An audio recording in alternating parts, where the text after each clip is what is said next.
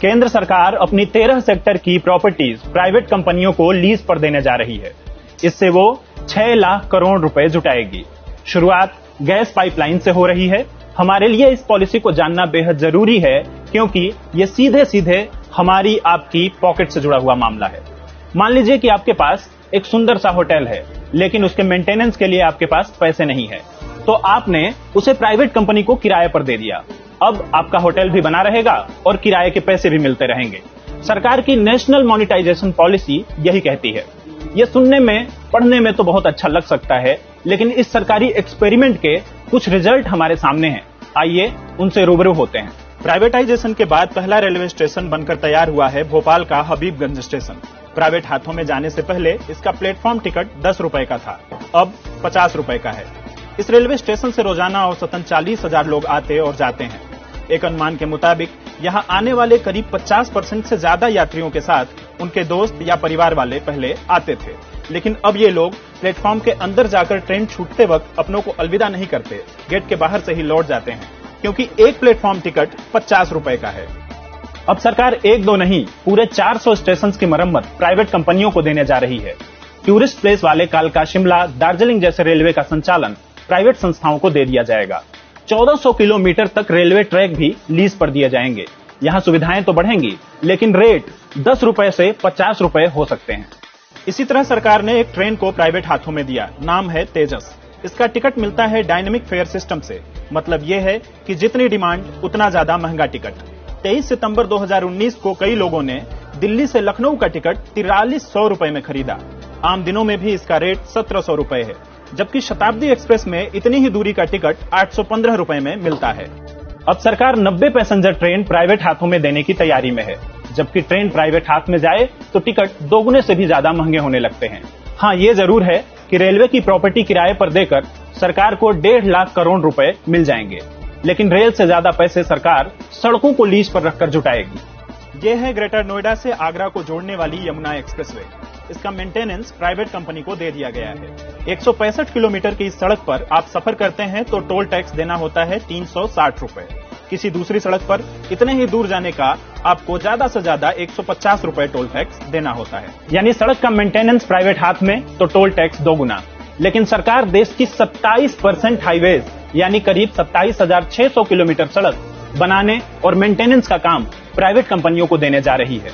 सड़कें निजी हाथों में जाने से क्या टोल टैक्स ज्यादा देना पड़ेगा, इस सवाल के जवाब में अफसरों ने कहा कि यह कहना अभी सही नहीं है, क्योंकि टोल को नियंत्रित करने का फार्मूला अभी बनना बाकी है। फिलहाल सरकार सड़कों को लीज पर देकर 1,60,000 करोड़ रुपए जुटाएगी। रेल सड़क के बाद सरकार सबसे ज्यादा पैसे जुटाएगी आपके घर में जलने वाली बिजली से जुड़ी चीजों को लीज पर देकर। पावर ट्रांसमिशन यानी बिजली सप्लाई करने वाले खंबे, तार, इलेक्ट्रिसिटी मीटर जैसी चीजों को लीज पर रखकर सरकार 45,200 करोड़ रुपए जुटाएगी।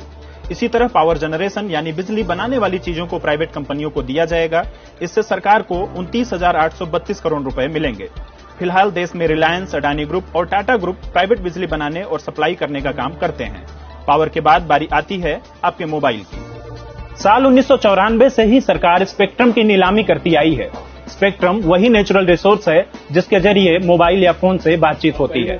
2016 के 4G स्पेक्ट्रम की नीलामी में सरकार की अपनी कंपनी BSNL बाहर हो गई थी। इसका नतीजा आज हमारे सामने है। रिलायंस जियो, एयरटेल, वोडाफोन और आइडिया के प्लान्स बीते 3 साल में 200% से ज्यादा बढ़ चुके हैं और आगे भी बढ़ाने की बात हो रही है। पिछले महीने ही 28 दिन तक अपना नंबर चलाने के लिए कम से कम 49 रुपए वाले रिचार्ज को बढ़ाकर 79 रुपए कर दिया गया। लेकिन सरकार इस बार देश की करीब 2.5 लाख ग्राम पंचायतों को जोड़ने वाले भारत नेट को प्राइवेट हाथों में देने जा रही है। इसमें 2,86,000 किलोमीटर की फाइबर ऑप्टिक लाइन और 13,500 मोबाइल टावर हैं। इससे सरकार को 35,100 करोड़ रुपए मिलेंगे। अब बात नई पॉलिसी की शुरुआत 2,229 किलोमीटर में बिछी गेल की गैस पाइपलाइन की। ये वही पाइपलाइन है जिनके जरिए हमारे घरों में खाना बनने वाली PNG और गाड़ी में डलाने वाली CNG गैस पहुंचाई जाती है। फिलहाल 2 पाइपलाइन प्राइवेट हाथों में जानी तय हो गई है। पहली महाराष्ट्र के दाभोल से कर्नाटक के बेंगलुरु तक।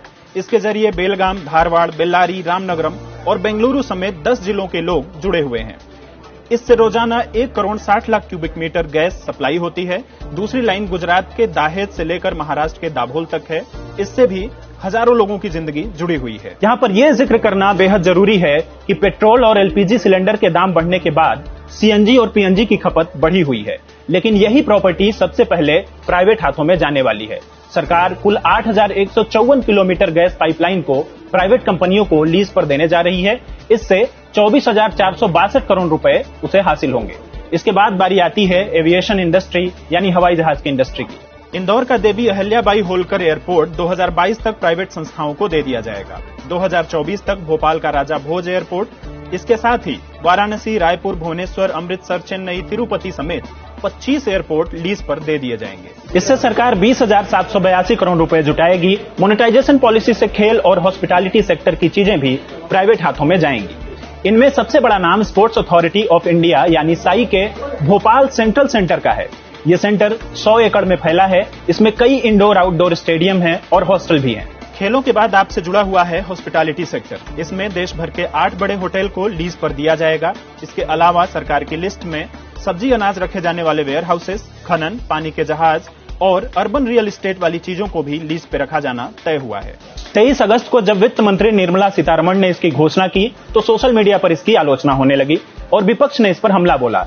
इसके जवाब में सरकार की ओर से अब तक 2 बातें कही गई हैं। पहली, वित्त मंत्री ने खुद इस मामले पर ट्वीट किया है।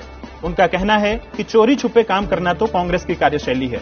मोदी सरकार जो करती है देश की भलाई के लिए करती है। दूसरी, इस पॉलिसी के प्रधान आर्थिक सलाहकार संजीव सान्याल की बात। उन्होंने कहा कि सरकार के पास बहुत संपत्ति है, अगर वो इनको मोनेटाइज करती है और कुछ पैसे जुटाकर उसे नए इंफ्रास्ट्रक्चर पर निवेश करती है तो इसमें गलत क्या है।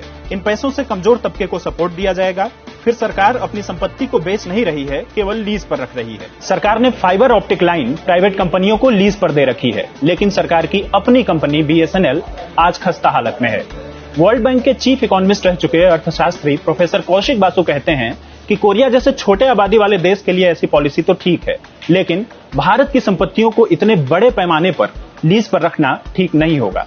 आज के जानना जरूरी है में इतना ही। अगर आप किसी सब्जेक्ट पर जानना जरूरी देखना चाहते हैं तो मेल आईडी आपके स्क्रीन पर है। शेयर और डाउनलोड करें दैनिक भास्कर ऐप।